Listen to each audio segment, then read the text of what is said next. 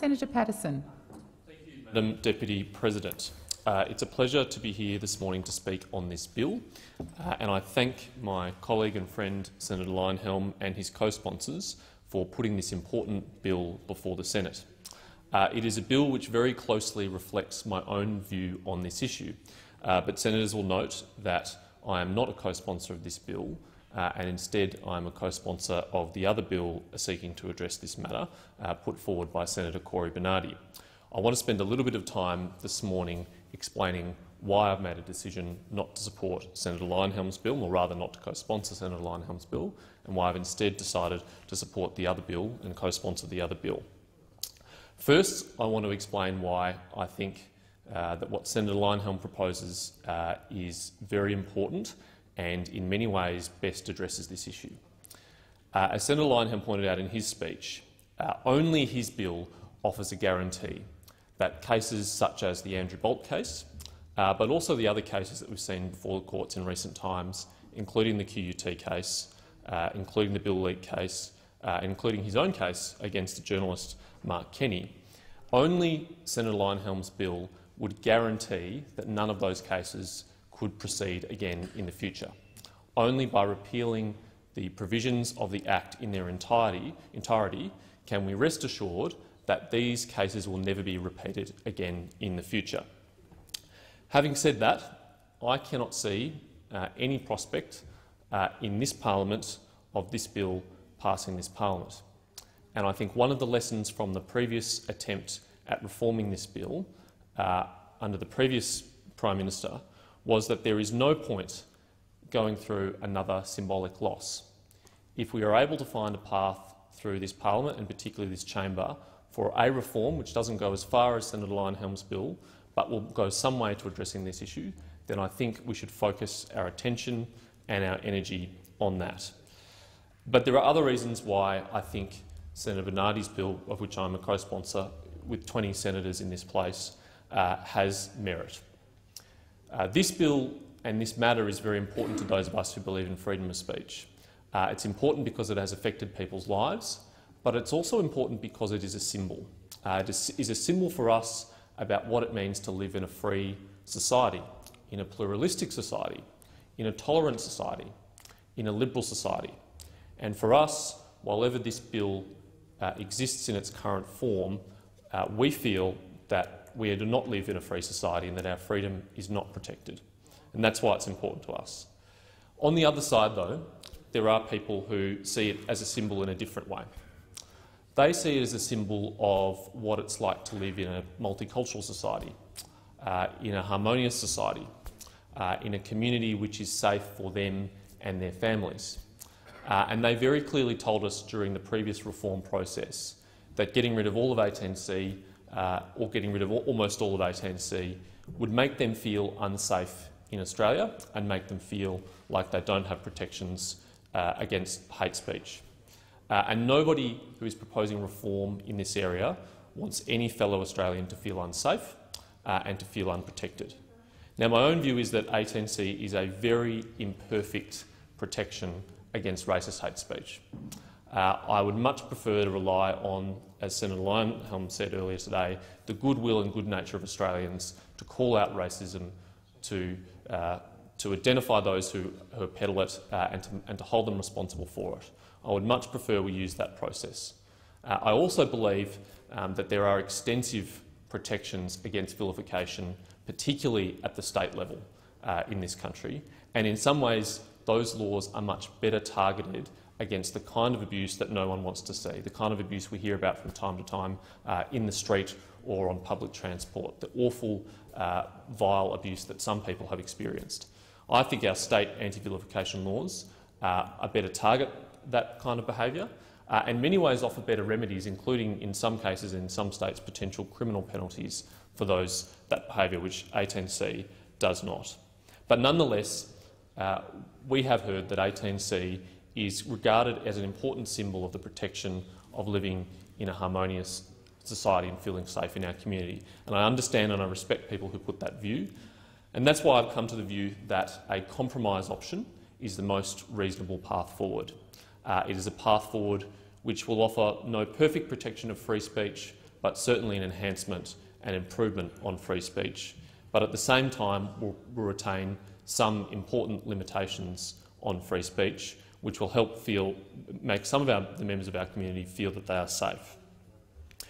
I want to go through some of the cases that have been used most prominently by this law in recent years, because I think they help show us a path forward and what kind of reform in this area will work and could work, and what kind of reform may not work. The case which has brought this to the widest public attention in recent times is obviously the Queensland University of Technology students' case, recently resolved in the Federal Circuit Court with a judgment by Judge Jarrett. And I would commend the judgment to all senators and others interested in this case. It is a very interesting, thoughtful and quite extensive judgment. There are a couple of important things about the judgment. One is that this was not a close call. This was a case which is not one of those cases where there were reasonable arguments on either side, that it came close and that the judge ultimately narrowly went down on one side. It was comprehensively dismissed. It was found, and I'm using my own words and not the judge's, to basically have no merit at all. And that was the right decision, and I'm pleased that the court made that decision, although I am troubled by media reports this week that there may be an appeal in this case and it may not yet be over. But we must allow the legal process to flow through and see what comes of that. But there are other really important things about this case. As every senator would know, and many in the community who followed this, this is a case which took 3.5 years to resolve. 3.5 years elapsed between the alleged instance of racial discrimination and the court handing down its decision exonerating the students who were accused of discrimination. Under anyone's measure, that is a torturous and long legal process. And it is a legal process which serves neither the applicant or the defendants well in this case. The person who made this complaint is as entitled to have it speedily resolved as the people who are subject to this complaint. But I'm particularly concerned and particularly sympathetic to what the students in this case endured.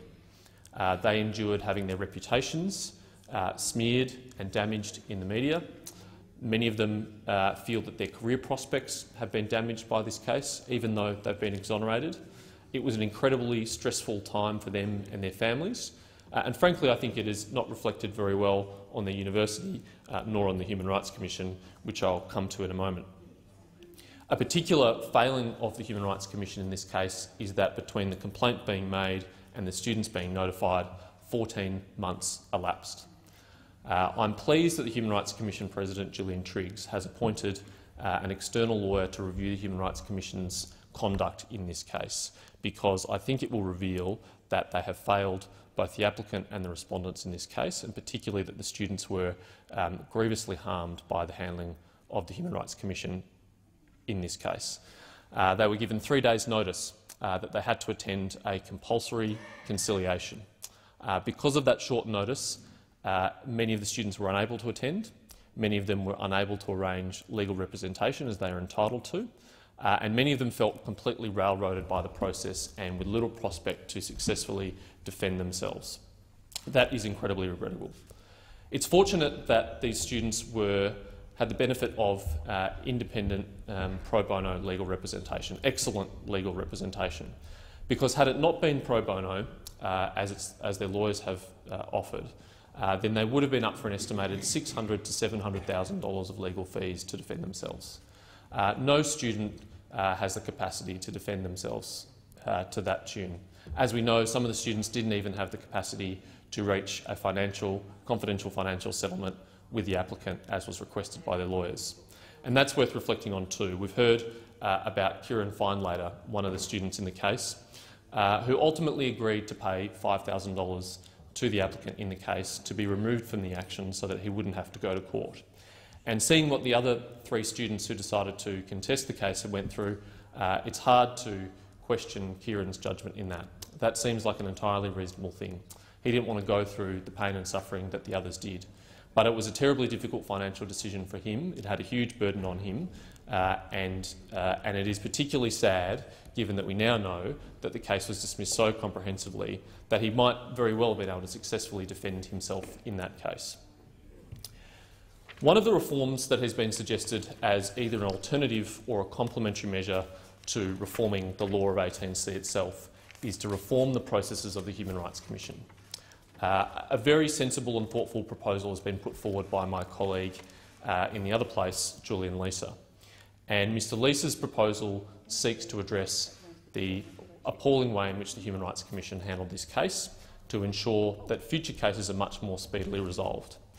And while I support that, I don't support it in isolation, because the efficient administration of a bad law is still administration of a bad law, and I believe the law itself needs to change. Comments that Gillian Triggs has made really underscore why that's important. On the 7:30 report a couple of weeks ago, when she was interviewed by Lee Sales, she was asked why she didn't use the Commission's existing powers to dismiss the QUT case immediately when the complaint was made. The Human Rights Commission does have the power to terminate a case that is without merit, that is vexatious, that does not raise human rights concerns. It didn't do so, even though a court subsequently found it to be a case lacking in merit.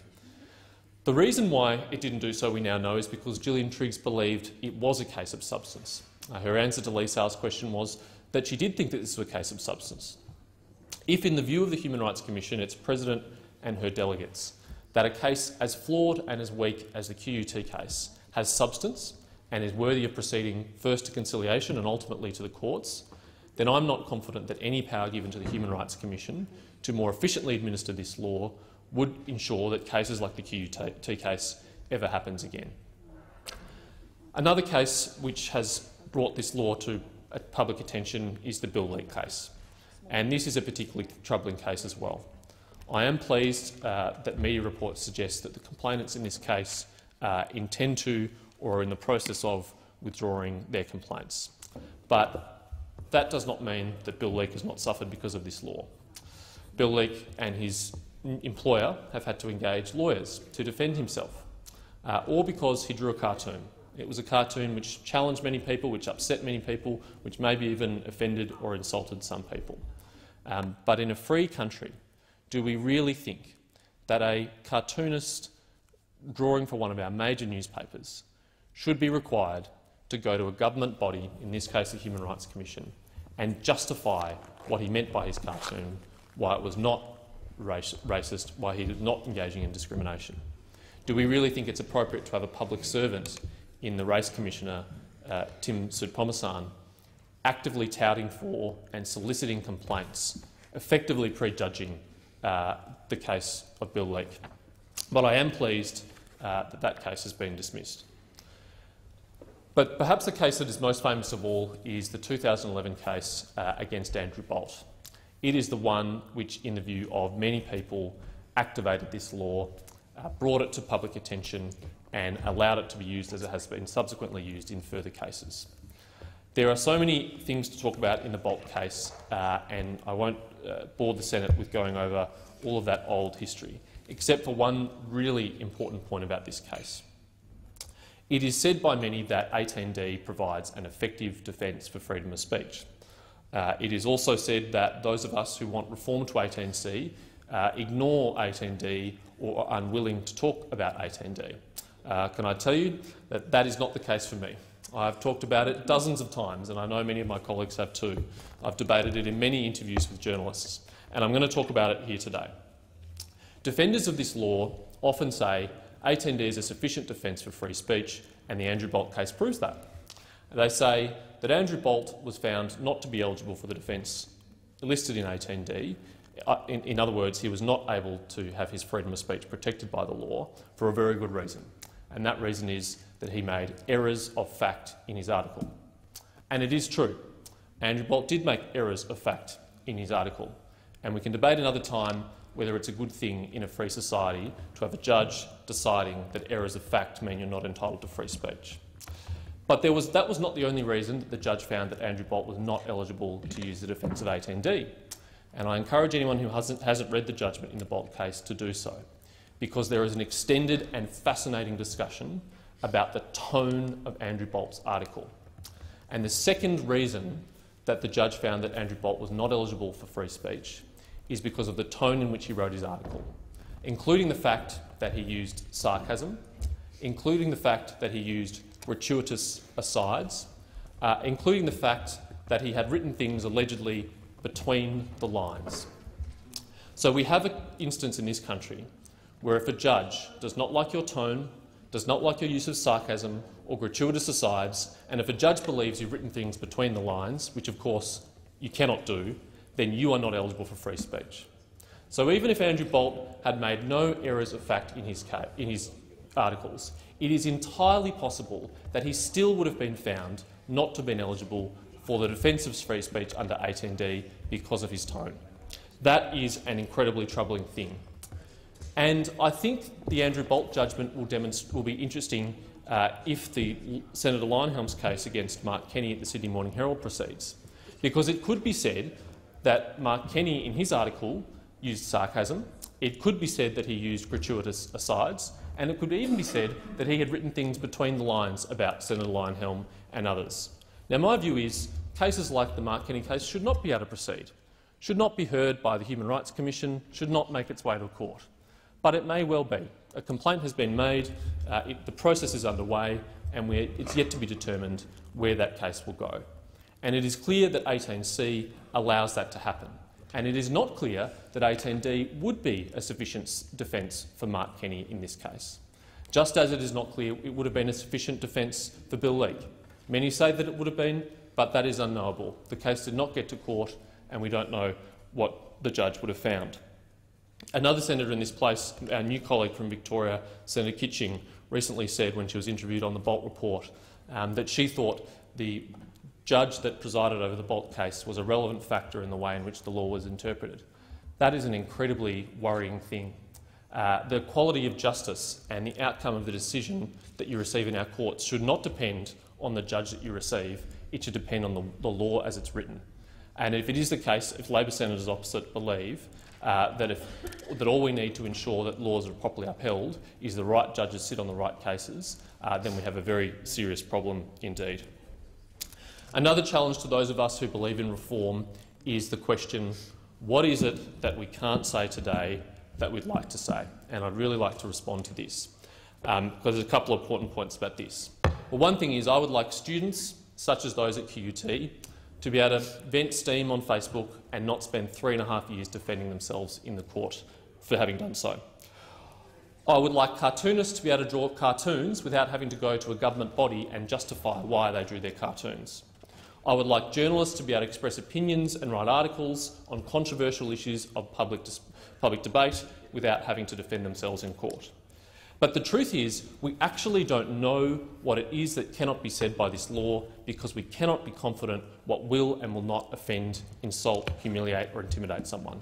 There is no way knowing that Mark Kenny, in writing his article about David Leyonhjelm, could have reasonably understood or expected to be taken to court as a result. And there are other of us here today and Australians out in the community who do not know what they can and cannot say because this law is not clear. It is not clear what would achieve the measure of offend or insult.